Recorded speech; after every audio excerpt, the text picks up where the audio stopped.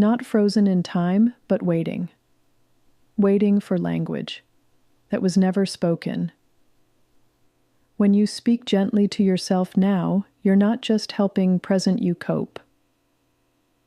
You're repairing memory. You're rewriting neural pathways that once formed in fear. Every kind word you whisper inward is a note to the child you were. I see you. You're safe now. You matter. Your healing reaches backwards. It ripples into the moments you never got to feel held. So when you speak today, speak as if they're still listening, because they are. And with every word, you become the protector you once needed. There's a reason it feels heavy. You weren't just handed your own wounds, you're carrying generations. But you are also the one who dares to end the cycle, to pause, to reflect, to do differently. That takes courage, and exhaustion, and incredible grace. You don't need to heal everything alone, but you do need to recognize that your small steps matter. Every time you pause instead of yelling, every time you speak what was once unspeakable, every time you set a boundary with trembling hands, you're breaking chains. You may not see the full impact in your lifetime, but those who come after you will walk lighter because you chose to turn inward and say, "This ends with me." That makes you a healer, a warrior, a legacy in motion. And if your voice shakes, say it anyway. If your heart races, take the step anyway. You are the pattern breaker, and that matters more than you know. And if you're curious how control plays into this cycle breaking, Jean-Paul Lemaitre will meet you at 7 a.m. He has a way of making logic feel like freedom. Let's start here with something you've probably asked yourself 100 times. Why do I react like that? Why does a small comment spiral you into self-doubt? Why does a certain tone make your chest tighten? Why do you freeze, fawn, or flare up when something doesn't feel safe? You're not broken. You're wired. And that wiring was built in environments where you had to adapt just to survive. Every reaction you've ever had, every shutdown, every outburst, every over-explaining moment was once your brain trying to keep you safe. It's called a trauma-informed response. And it's not about drama. It's about protection. You may not need those same defenses anymore, but your nervous system doesn't know that yet. Our goal? To start retraining that system with safety, repetition, and truth. You're not too old to rewire. Neuroplasticity is real. Your healing isn't just spiritual, it's biological. We'll unpack more of that in the next segment, but for now, just breathe. You're not crazy. You're conditioned, and that can change. Here's the thing about the brain. It's got one job: keep you alive. And it takes that job seriously. Inside your brain is a tiny structure called the amygdala. Think of it as your personal smoke detector. Its job? Scan for danger 24/7. And when it thinks something's off, boom, it sets off the alarm. Your heart races. Your muscles tense. Your thinking brain shuts down. Sound familiar? That's not overreacting. That's a system doing what it was designed to do. But when you've lived through trauma, especially ongoing emotional trauma, your alarm system becomes hypersensitive. suddenly a raised voice, a silence, even a glance can trigger a full body reaction. This isn't weakness, it's biology. And the good news is, biology can be rewired. Through breathwork, grounding, therapy, and repetition, we can teach the brain what safety actually feels like again. And once it knows safety, it stops ringing false alarms. So no, you're not too sensitive, you're just healing. And that's powerful. Let's talk about where it all began, not to dwell in the past, but to understand the blueprint. Our childhood isn't just a memory lane. It's where our emotional patterns were downloaded. Think of your earliest caregivers as the programmers. Every time you were comforted, ignored, shamed, or praised, your brain took notes.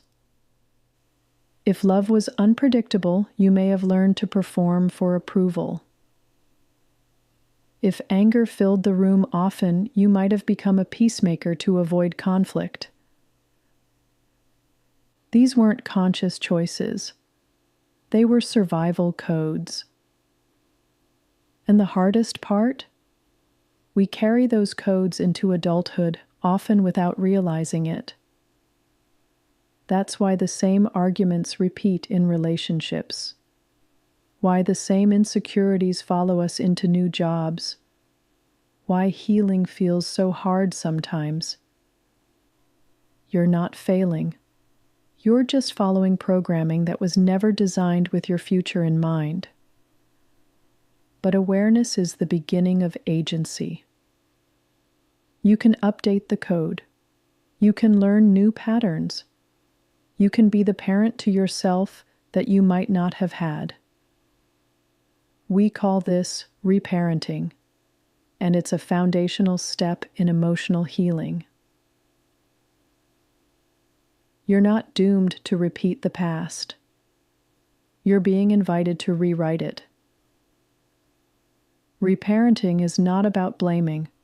It's about naming what was missing and then becoming the person who gives it. If no one ever said, "I'm proud of you," you say it to yourself now. If no one held you when you cried, you learn to sit with your pain instead of numbing it.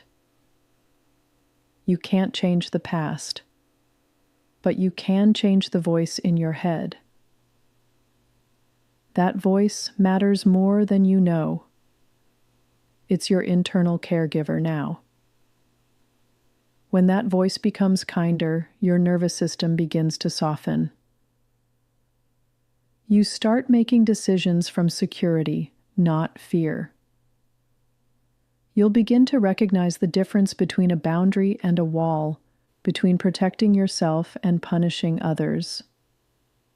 Reparenting is daily. It's in the way you talk to yourself after a mistake, in how you let yourself rest, in the compassion you extend when the old patterns try to resurface. There's no deadline, no report card, just a quiet, steady rebuilding of safety and worth. You are not your upbringing. You are your unfolding, and you're allowed to evolve. It's meet someone who's been with you for a long time, your inner critic. You know the voice, the one that says, "You're not doing enough. That wasn't good enough. Why can't you be more like them?" Here's what I want you to know. That voice didn't come out of nowhere. It was built. It might sound like a parent, a teacher, a bully, or even society itself. It learned that criticism could keep you in line. That self-judgment would make you strive harder, stay safer, avoid rejection. But what helped you survive might now be what's keeping you stuck. Your inner critic isn't evil. It's afraid. And fear often dresses up as perfectionism, control, comparison, or shame. What does it fear? disapproval, failure, abandonment, being unlovable. But you're not a child anymore. You're not powerless.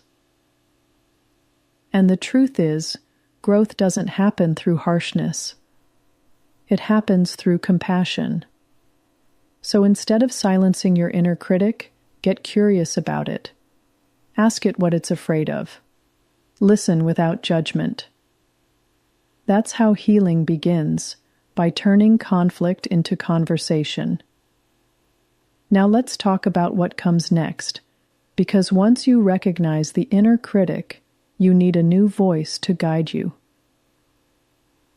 This is where the inner nurturer comes in, a voice that's not permissive or passive, but protective and kind. The inner nurturer says, "It's okay to rest. You did your best with what you had. You are still worthy, even when you struggle." When you replace the critic with the nurturer, you create a new emotional home, one built not on fear, but on safety. This isn't about delusion or toxic positivity. It's about truth. Because the truth is, you're trying, you're growing, you're healing, and that deserves honor, not ridicule. Practice this voice every day, out loud if you have to. Write it down. Repeat it.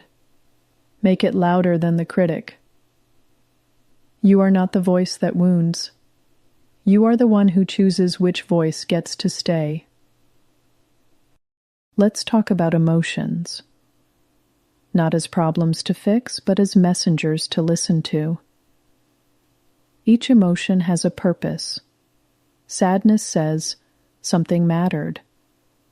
Anger says, a boundary was crossed. Fear says, you don't feel safe. Guilt says, you value doing what's right. These feelings aren't flaws, they're signals. And when you ignore them, they don't go away. They go underground. They fester. They shout louder. But when you honor them, when you say, "I hear you," instead of "go away," something shifts. You start to trust yourself again. You become emotionally fluent. Imagine if you spoke to your emotions like you'd speak to a scared child. Gentle, patient, curious, not dismissive. That's emotional literacy. That's self-respect. You don't have to obey your emotions, but you do have to acknowledge them. Because they are part of you, not proof you're broken, but proof you feel. Now, what do? When those emotions feel overwhelming? When the storm rolls in? You regulate. You ground. You co-regulate with safe people. This might mean stepping outside for air, placing a hand on your chest and breathing slow. Naming what's real. I am safe. This feeling is temporary. I don't have to fix everything right now. You might do a body scan. Feel your feet on the floor. Wiggle your fingers. Sip cold water. You come back to now, because the nervous system lives in the present. Regulation isn't about perfection. It's about pausing the spiral, soothing the flare, reminding yourself, I've survived this feeling before, and I will again. This is self-therapy in motion. Not to avoid emotions, but to hold them without drowning. You've been taught that being strong means being unbothered, that emotional people are too much, and calm people are in control. But that's not strength. That's suppression. and suppression always leaks in sarcasm, silence, shutdowns. True strength? It's when you feel deeply but don't weaponize your feelings. When you express honestly without destroying connection. It's when you say, "I'm not okay right now," and trust that doesn't make you weak, it makes you real. Emotional strength isn't about hiding from your feelings. It's about letting them teach you without letting them take over. That's maturity. That's wisdom. That's the kind of strong that builds intimacy, not distance. Let's bust one of the biggest myths of all, that your needs make you needy. No, your needs make you human, and your ability to name them, that's what makes you safe to love.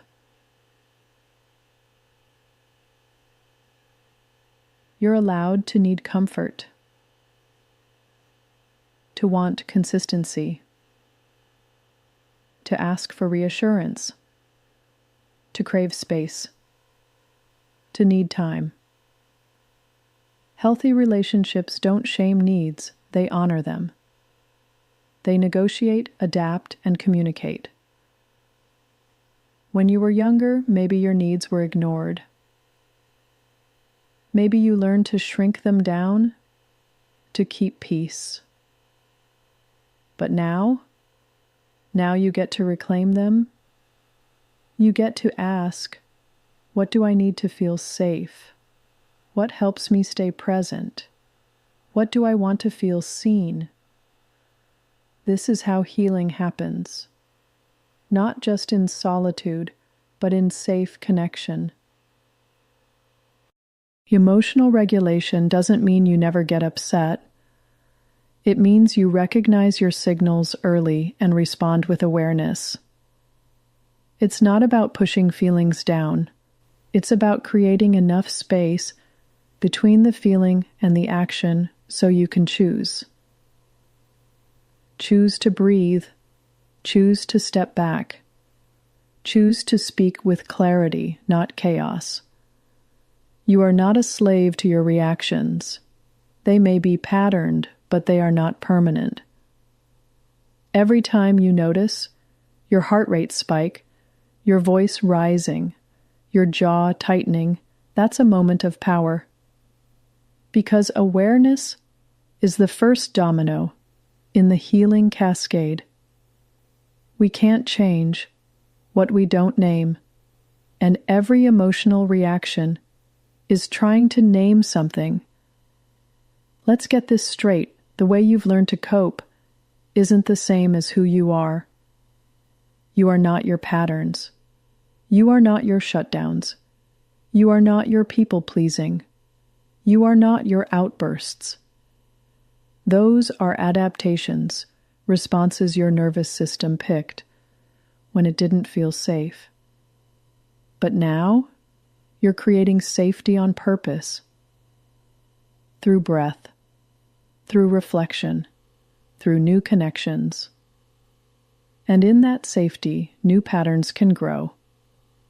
Patterns of pausing, of asking, is this true? Of naming your truth without apology. That's not fake. That's not trying to be someone else. That's you becoming more you beneath the survival strategies. Self-soothing isn't weakness. It's a biological necessity. It's how you tell your nervous system, we're safe now. In childhood, that comfort was supposed to come from a caregiver.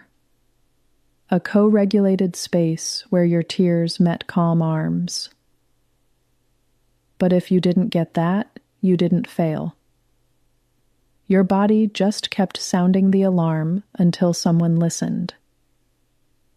Now that someone is you. And here's the beautiful part.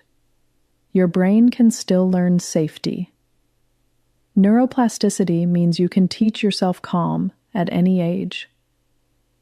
Through breath, through grounding touch, through reminders that you're not alone, through kind words to yourself instead of harsh silence. This is how self-trust begins, not by never getting triggered, but by knowing how to return to yourself when you do. When you've spent years numbing or avoiding emotions, the return to feeling can feel like drowning. Suddenly, everything hurts again. Even joy feels sharp. You wonder if you've made a mistake by opening the door. You haven't. You're just thawing. And thawing is messy. It's not a clean, graceful process. It drips, it aches, it shakes. But it's also sacred. It means your heart is waking up. It means you're no longer frozen. Feelings don't make you weak. They make you alive. They're data, not danger. You don't need to fear your own inner weather. You are not the storm.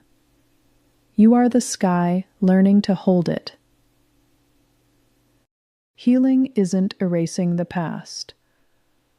It's learning how to carry it differently. It's not about pretending it didn't happen. It's about understanding how it shaped you and choosing what gets to stay. Your body remembers, your mind repeats, but your soul is still curious. Every time you choose curiosity over judgment, you create space for healing. When you ask, "Why did I do that?" instead of, "What's wrong with me?" you shift from shame to growth. Healing means asking better questions. It means replacing "I'm broken" with "What did I need?" It means learning new scripts for old fears, new responses for old pain, new boundaries that honor your wholeness. This is the classroom of your becoming, and every insight is a graduation. Healing is not a straight line. It loops.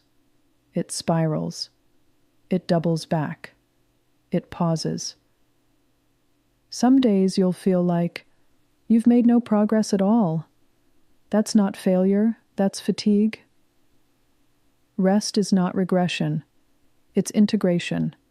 It's your system saying, "I need a moment to absorb this." Don't measure healing by how loud your victories are. Measure it by how quietly you keep showing up. There's power in the mundane steps, the journal entry, the walk, the moment you paused before reacting. That's not small. That's sacred repetition. Progress hides in the days you think don't count, but they do. They all do. Language is medicine. The moment you name a feeling, you soften its grip. I'm overwhelmed. I'm grieving. I'm scared. These aren't weaknesses. They're clarities. The brain is wired to chase certainty. And unspoken emotions, they feel like chaos. But when you name your experience, Kyori, you bring order to the storm. You give your nervous system a signal. We understand this. You don't need the perfect word. You just need to reach for one. Even saying, "I don't know what I feel," is a form of emotional honesty. Naming doesn't fix everything, but it gives you something to hold. And sometimes that's enough to stay present through the wave. You don't have to fix it all right now. You don't even have to understand it. You just have to feel it. This moment, this emotion, this ache, what if it didn't need a solution? What if your only task was to let it move through you? Like a tide, like a breath, like weather passing overhead. Fixing is the mind's reflex. Feeling is the soul's request. Let the feeling exist. Let it be witnessed. Let it tell its story, even if you don't fully grasp it yet. You're not lazy for not having an answer. You're human. And humanity isn't efficient.